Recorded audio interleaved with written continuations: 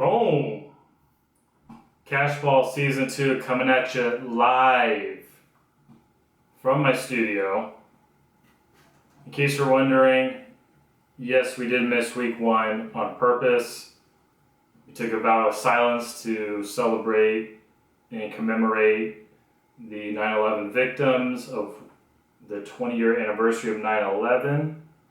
Got to support the troops. And also it was my birthday, so I got absolutely shit hammered. So now we're back and ready to make some dinero. More of the same this season. It's going to be a little bit modified. We are no longer doing the strength conditioning coach spotlight because my videos kept getting flagged. But we are switching up a little bit. I'm going to be giving you guys my picks. 3 college, 3 NFL. In case you forgot, I was hot last year. I finished the season 53% NFL. That means we were in the green, in the positive. And a little bit better for college, 53.7% correct. BC broke even with the VIG, and we're back for more season deuce. We're going to start off with the NFL card. Speaking of card, we're coming out hot and fresh. We're riding the hot hand. First pick of Cashball Season 2. We're riding with K1, Kyler Murray. Cardinals -6.5 at Jacksonville.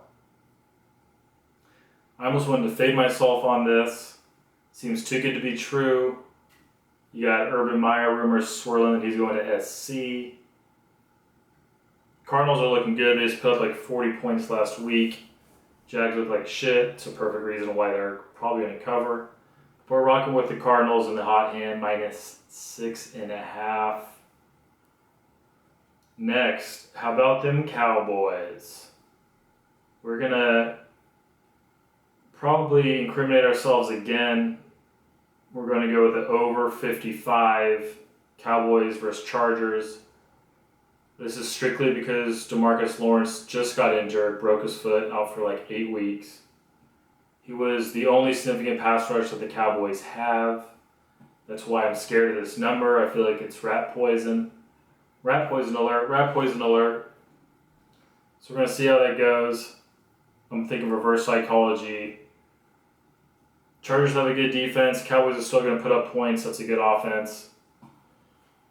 Over 55 for the Cowboys versus go Chargers, go. Last NFL pick. Seahawks at home. We're taking money line, -270. This one is a little difficult. You're kind of paying the price. They're playing the Titans at home. Titans are due for something good. It's a hard-nosed team. It's going to be a straight dogfight in the scrapyard. Who wants the bone? Who's going to alpha the other one? Seahawks are playing lights out right now. That offense is humming. -270 is a hefty price. But the Seahawks this early in the season are not going to lose. They're going to have the 12th man there, rocking the stadium. First game back.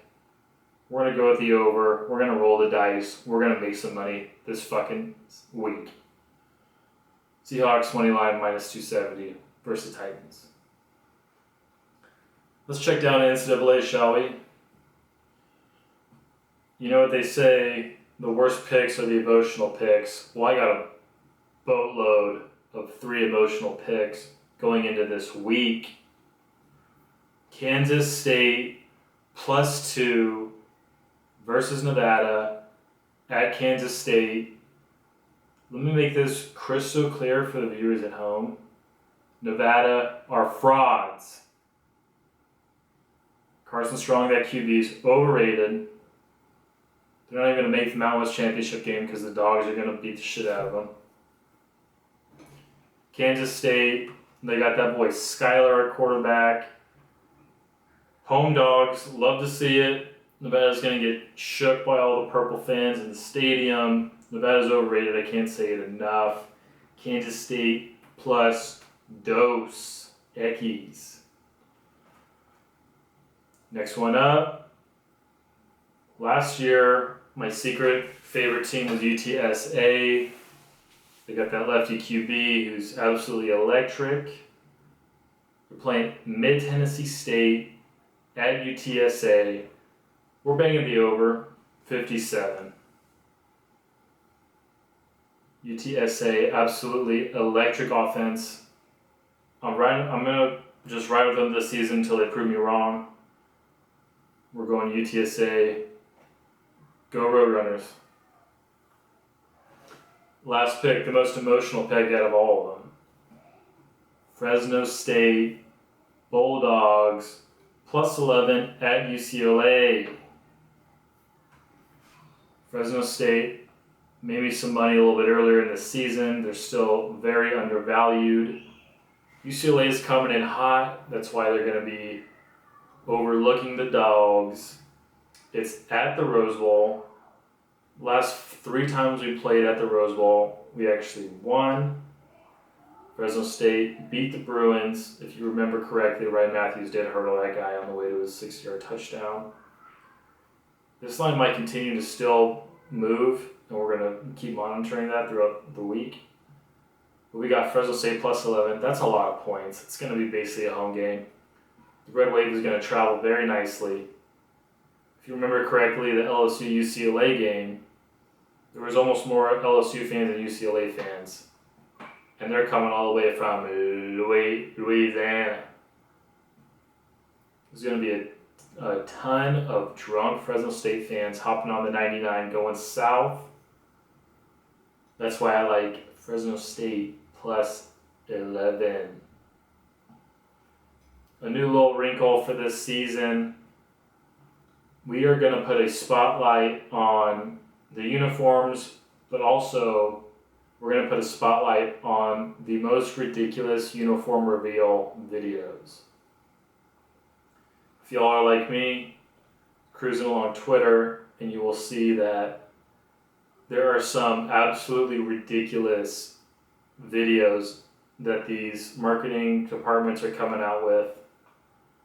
You get like Ohio State with a bunch of money, they have a full photo shoot. I mean, the more of the same, they're all pretty much very similar. You got maybe 2 or 3 players, maybe your best players. You're coming out the icy whites this week or what have you. Players have them on, they're in some kind of photo shoot situation, they do a couple of the same moves. They do some of these, they do some of these. Maybe even a couple shockers. But it looks so cool, no one even bats an eye. They do a couple of these, a couple fucking cool modeling moves. If they're good at dancing, they'll start dancing. Very cool. Very hip. All the rage in terms of these marketing departments. But you get to some of the lower tier ones, and you can tell they're probably just trying to generate some activity on Twitter. So let's start, shall we? The first one up is the Stony Brook football reveal. This one is just completely out of left field. No tie into their jersey. It's just a player, and they like superimposed him into Duck Hunter, one of the classic old Sega Genesis games, or original Nintendo. It's just the sound effects, and it's a bunch of bullshit, and they just have a player just acting like he's in the game. Totally out of left field, doesn't make any sense. Absolutely ridiculous. Stony Brook. And the next spotlight is not really a video, but it's a picture. Please do yourself a favor and watch Tulane this weekend. I heard from a little birdie that their AD was cleaning out a bunch of old shit, ready to throw it away. He got into this old storage locker that no one had been in like 60 years. And he found this hidden file of like 5 to 10 old logos from like the 30s or something. Absolutely unbelievable. Absolutely ridiculous at the same time. I thought it was pretty crazy that they started with the Green Wave, the little cartoon guy that's almost like Notre Dame leprechaun. I mean, love those unis, love what they're doing with them. But this next week, they're coming out with something even more insane. It's like an old, like, almost like a stick figure with like an army helmet on, so it's probably from World War II era. And he has a little flag, and the flag goes up, and the flag is the Fighting Green Wave logo. So you get a twofer in this one. They're just digging in their bag, coming out with a bunch of new heat. This is like so ridiculous and so cartoonish, it's cool. The little guy reminds me of the little alien cartoon. I think it's like The Martian old cartoon. We're dealing in the Stone Age here for Tulane. And just a little troll job, you gotta tip your hat to them because on the back of it they have a little patch and it says SEC champs 39, 38, and 49. Which, who even knows if they won the SEC back then? I mean, no one's even going to fact check them. No one's alive to fact check them. But if they did win the SEC, kudos to them. They'll never do it again. Shout out to Tulane. In the last one, we have a feud brewing, folks. Love to see it. You got Duke football coming out with a uniform reveal. Absolutely insane and ridiculous. Once again, no tie-in to their uniforms. They're going with the all-white. And it's basically one of their players just in the middle of a pond. Like coming out like the Loch Ness Monster. You got some action shots of like waterfalls and shit. Doesn't make any sense. And at first glance, it's like, okay, that's just kind of strange. Trying to get some interaction on Twitter, I get it. But it's just a terrible, ridiculous video. You got the guy fucking being cool, flexing in the middle of this pond, which I still don't really understand. And then a little bit later, you got some internet sleuths that say, hey, this is very similar to the uniform reveal video that App State did in 2016. And then someone did a side-by-side, and it's Duke football uniform reveal, almost frame for frame copycat job of App State. So you can't even credit Duke for how ridiculous that is. App State, I kind of get it. They're up in the mountains. I mean, that's probably what they do for fun all the time, is jumping in lakes and shit. Both of them trying to be cool, both of them failed, and Duke, double thumbs down for plagiarism. Send them to jail. This year we are going to incorporate another feature. We will have a swag MVP from the previous week.